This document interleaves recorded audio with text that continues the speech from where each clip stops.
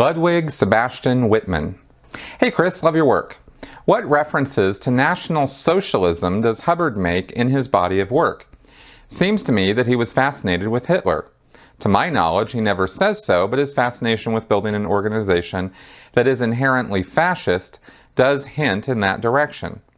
Also, I want to remind you of a question I asked in the commentary section of an earlier Q&A episode where I asked you about a reference in Blue Sky to Hubbard making splatter movies.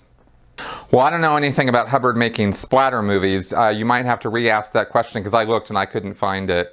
So anyway, just go ahead and resend me that one, Ludwig. But as far as the Nazis or the National Socialist Party or National Socialism, Hubbard didn't really talk about it a lot. And this is kind of the reason I'm bringing this, answering this question is because it's similar to an earlier questions I've also been asked about Hubbard with Stalin and, Pol Pot and, the other totalitarian leaders and totalitarian authoritarian systems of government, and whether Hubbard was involved with those things, studied those things, modeled Scientology after those things. Hubbard's references to Nazis were always in the negative. Hitler was a bad guy.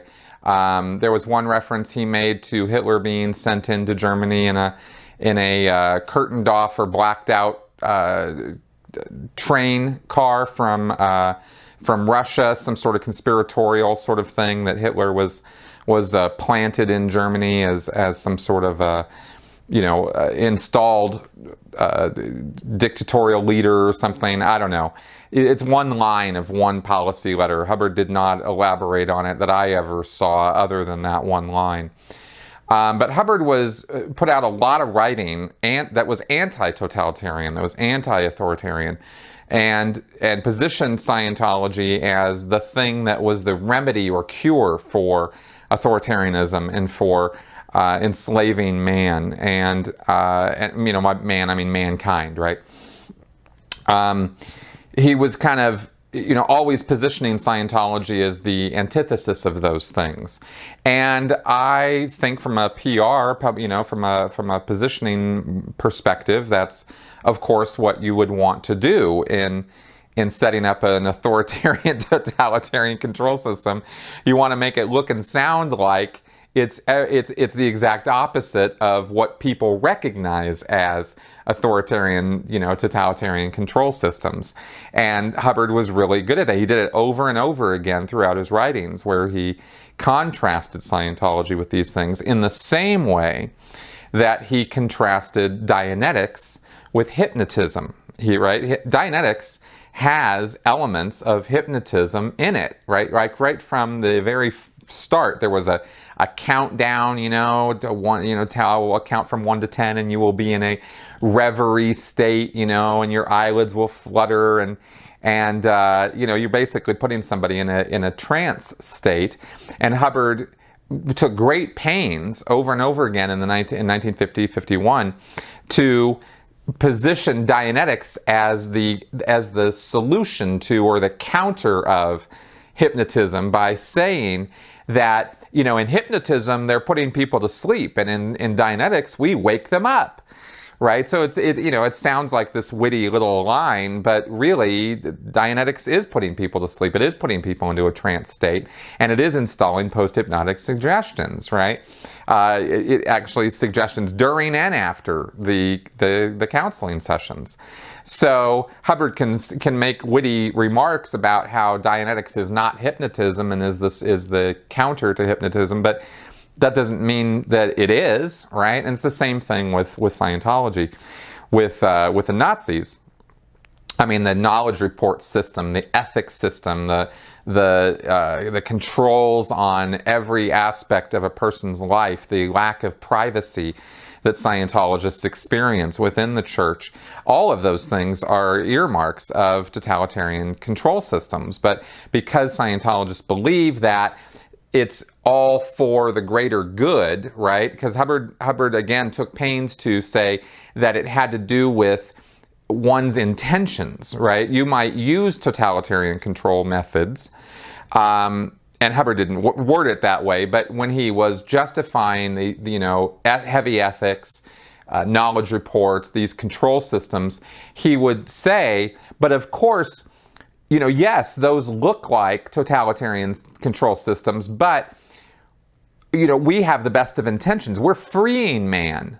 We're not enslaving man, and therefore we have to exert a certain degree of control over people in order to keep them in line, because their reactive mind is the thing that is throwing the monkey in the works, right? It's the thing that's making everything bad and chaotic and horrible. It's the efforts of the reactive mind to resist being eradicated and done away with that we are fighting against. And the reactive mind will take control of people and will make them act in destructive ways and make them act in ways that are against their best interests. So we have to exert more control over them than their reactive mind is exerting over them, and therefore that justifies our use of these control systems, right? That's how Hubbard explained it to Scientologists, and they totally buy it. I mean, I absolutely bought into that, thinking that Scientology had nothing but the best of intentions, and therefore all of this stuff was justified. Now, I can't speak intelligently as to whether Nazis told the people, who were in the Nazi party or who were following the Nazis, whether they told them that same line of logic to justify why the Nazis were doing what they were doing, or whether that's what Stalin did. I don't know. I know they sold them a bill of goods on a lot of ways in coming into power in the during the 1920s. So was that one of their lines? I'm not sure, right? Did Hubbard learn from the Nazis as far as how he established his system? I don't know, because Hubbard never fessed up to it as such, and he didn't really seem to be much of an expert when it came to the history of National Socialism or Germany or World War II. I mean, he was involved, but he was not involved in the European theater. He never fought Nazis directly, as far as I know. He screwed around on the coast of Oregon and then got sent down to Australia and messed around down there and then got shipped home. I mean, he was really hardly a figure in the war at all. So I don't know how much direct education or experience Hubbard had with Nazis. But he he only talks about them in a negative light to directly answer your question in terms of Scientology materials, and he positions Scientology against it, like I said. So I don't know, I think that's about all I can say on it, except to reiterate something I've said before also, which is that I think that destructive cult leaders don't have a manual or a playbook that they go to. Somebody could easily write one with all of the information that we have to hand now about how destructive cults are put together. And I think there have been some satirical videos made and stabs made in that direction. But I think that when a destructive cult leader starts a group and starts, seeing how it operates and what he has to do in order to get control of people and keep control over people, it organically evolves into these totalitarian control systems. And there's only so many things you do in order to run a system like this. And so I think through a combination of just organic evolution and knowing a little bit about what people have done before that might be useful, like Hitler or Stalin or Pol Pot or whoever, maybe these destructive cult leaders use that material in coming forward. But I think it's more organic in how it evolves. I don't think that, Manson or Hubbard or Jim Jones or these guys, I don't think they went and studied, okay, what did Hitler do? Okay, that's what I'm going to do, right? I don't think that's what happened. But that's just pure speculation on my part. So there you go.